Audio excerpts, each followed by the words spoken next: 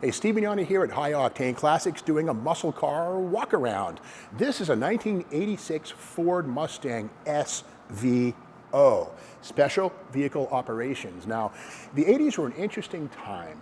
Basically, V8s were maybe on their way out, maybe not. We all know, of course, V8s did survive, but the SVO was basically preparing for a day when four-cylinder engines had to make power like a V8, and these sure did. These had a 2.3-liter overhead cam belt-driven engine, four-cylinder, but with a turbocharger made 205 horsepower in 1985 and 1986 down to 200. But again, that's 200 net horsepower. The beauty also of that 2.3-liter is that it weighed about 110 pounds less than a 5-liter V8. So these things actually had far better handling than a 5-liter V8 Mustang. Now in total, between 84, 5, and 6, just under 10,000 SVO Mustangs were built. And in 1986, only 3,382 of these were built. Now all of them were stick shifts. And the thing I loved about these, now you gotta remember, I was born in 1964, the year the Mustang first came out. But in the 80s, I remember seeing these things thinking, wow, 5-lug wheels, 4-wheel disc brakes. Well, only on the SVO. Meanwhile, the V8 Mustang GT and LX had 4-lug wheels and drum brakes in the back. Interesting. So when you had an SVO, you had a suspension system that was fully worked out. And this one's a fantastic example with 9,400 original miles. A lot of these cars were driven hard, put away wet, but this one here is a really well-preserved example. This does not have the optional sunroof, which is okay by me, but something interesting about the SVO was that it was very similar to a standard Fox Mustang, but had aero touches like the front fascia and these wraparound bits here, and rear wheel spats right here, which gave a 0.39 coefficient of drag right there with Corvette. And most importantly, right here, the SVO specific ducktail spoiler, not seen on HO or 5.0. But again, the SVO Mustang was a very special Mustang in so many ways. And the thing I love about these things is the full-length stainless dual exhaust system.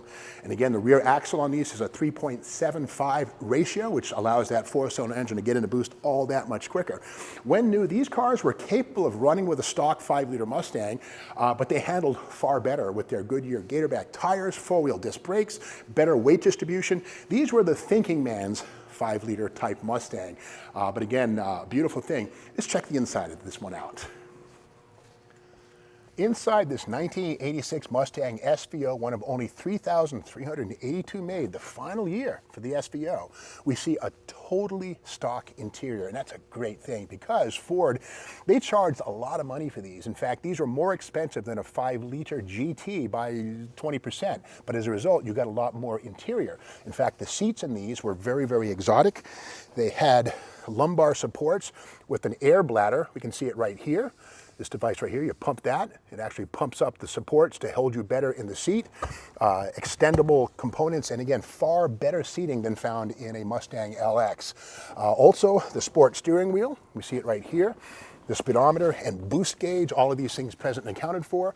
And while these still had an 85-mile-an-hour speedometer, look at all the room down here that you could go up to about 125 or 30 right there. That is so cool. It's the implied performance that these things had. This one's very original right down to this detail here. This is the fuel octane switch, unleaded or premium. What this did was basically if you had good gas in the tank, you could put it into premium mode from unleaded and get full boost and full ignition timing and all 200 horsepower for 1980. The original, or 86. The original stereo equipment here with cassette player right there for your flock of seagulls or your go-go's, your Bangles tape right there. All of this factory equipment right here. Nice to see that it hasn't been modified, changed out. And best of all, no automatics in the SVOs. Simply 5-speed manuals right here with specific ratios versus a 5-liter. These are more tuned for the 4-cylinder's peakier torque output.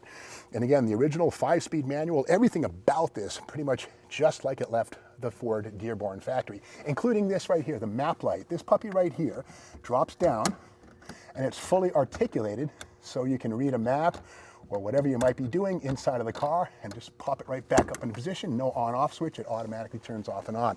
So again, the SVO Mustang, I would say an instant collector then as now. Now, the most important part of any car is the engine. So let's now do this and pop the hood and have a look at what's going on underneath that hood.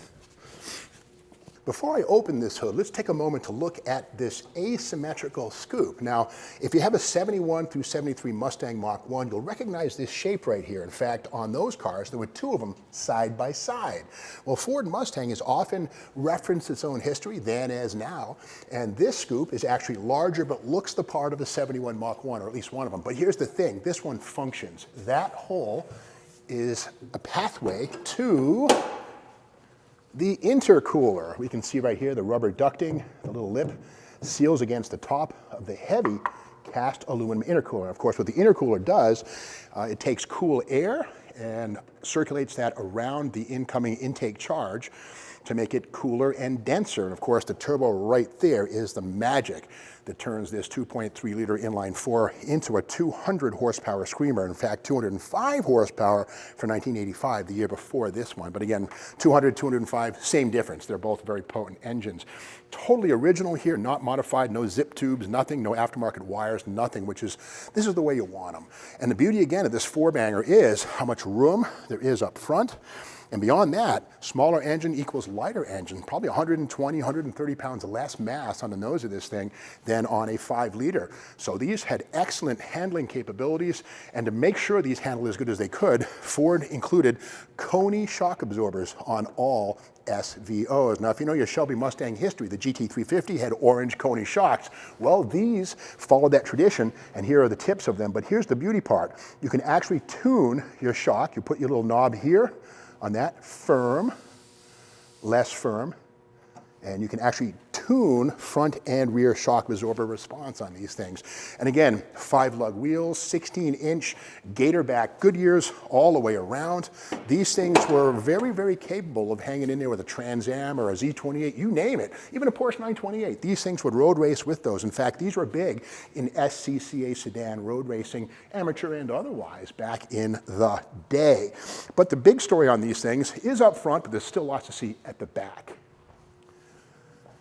While Mustang LXs could be had as a sedan with a trunk, all of these SVOs were hatchbacks, which is cool because it's actually more useful than a sedan, which had a smaller trunk. So you turn the key in the back, and underneath that cool SVO-specific spoiler, it goes up. And this one actually still has plenty of gas left in the hydraulic pistons. Look at that, it goes up by itself. The compressed gas in the cylinders is not leaked away. This is a very nice original car. Again, 9,400 miles.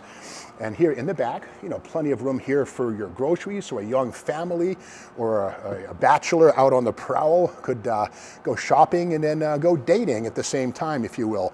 Now this is something cool here. This car is so original that it still has its original build sheet right here. You can see here this car was built in early 1986. Again, 86 final year for the SVO. All this stuff here present and accounted for. Other goodies here from this very fastidious owner of the car. Here's some models apparently that he collected of the car. I guess that's maybe him as a dirt bike rider way back when. And places the car has been. It was in a magazine. You see a Mustang Times. Rod Short photographed the car. Get a nice feature. Nothing cooler than a car that's been in a magazine. And temporary tags here from North Carolina when he took delivery of the car, issued May 21st, 1986. From a Ford dealer down in North Carolina. Drove it home like this, and apparently drove for a month on the paper plates before the metal ones came. And here is the window sticker. We mentioned earlier that these are expensive, $15,646, which is about $3,000 or $4,000 more than a GT Mustang with a 5 liter. But again, the SVO was very unique, and a whole lot of high quality, up content parts and pieces. This is no 5 liter Mustang. These are more sophisticated in many ways. But again, this one's an original paint example. I remember, you know, when I was 20 years old in 1984, when the SVO came along, and halfway through 84, I thought, well, it's cool. The 5 lug wheels, the Turbo 4, 175 horse, then 205, and then 200 in 1986. These were cool cars. But I had no idea these cost like $16,000, which is Corvette territory, kinda. But again, with that said, the Mustang SVO, proof that in the 1980s, muscle cars didn't have to have V8s. In fact, the Buick Grand National with a turbo V6. Well, this is Ford's take on that. A small engine with a turbo can equal V8 power. If you like what you've seen in this video, keep in mind that most of the vehicles shown on the High Octane Classics YouTube channel are available for purchase for as little as 10% down. And even though High Octane Classics is located in Auburn, Massachusetts, we can deliver these cars anywhere on the planet. And we do consider trades. So if you have a motorcycle, another classic, an exotic, you name it, we can certainly consider it as a possible trade toward the vehicle you want to buy. To learn more about these vehicles, check them out on the High Octane Classics website or call 508-859-4515.